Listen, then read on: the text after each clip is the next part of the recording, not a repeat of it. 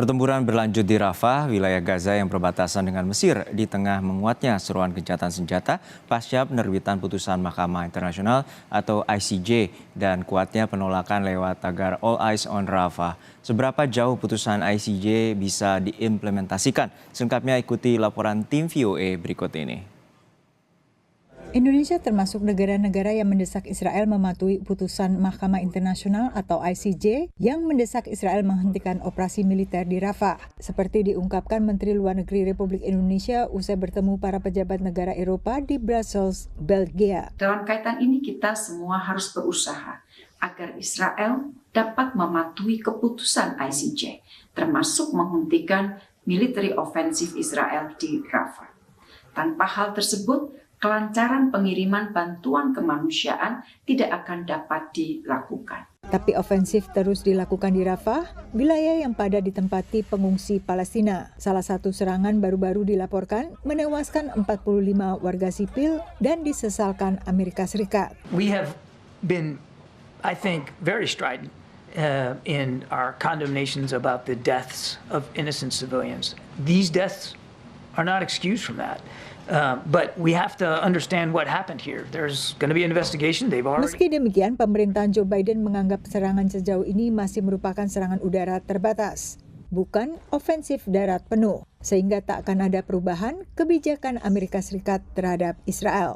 Putusan Mahkamah Internasional terkait Rafah memunculkan multitafsir. Afrika Selatan yang mengajukan gugatan terhadap Israel dengan tuduhan genosida menilai putusan ini menguatkan argumennya dan juga menguatkan desakan mengakhiri pertempuran.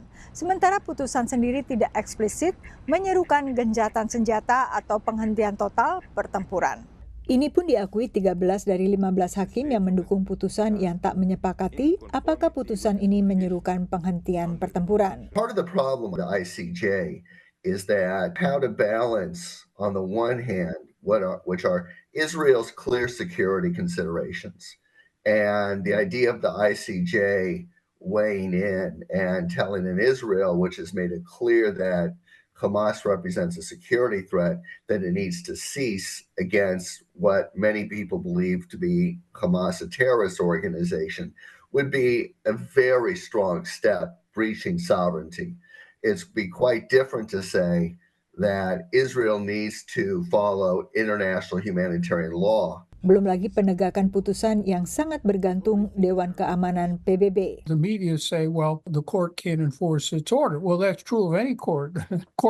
Judges don't enforce their orders. They turn them over to the sheriff. And in this case, it's the Security Council that is the sheriff. Now, I can't predict precisely what the Biden administration will do here. If the Biden administration vetoes an enforcement order, then it will be turned over to the UN General Assembly for enforcement under the Uniting for Peace resolution. Putusan Al-Jazair Rabu waktu New York mengusulkan rancangan resolusi ke Dewan Keamanan, menyerukan gencatan senjata di Gaza dengan mengacu pada putusan ICJ. Dari Washington DC, Yuni Salim dan tim VOA.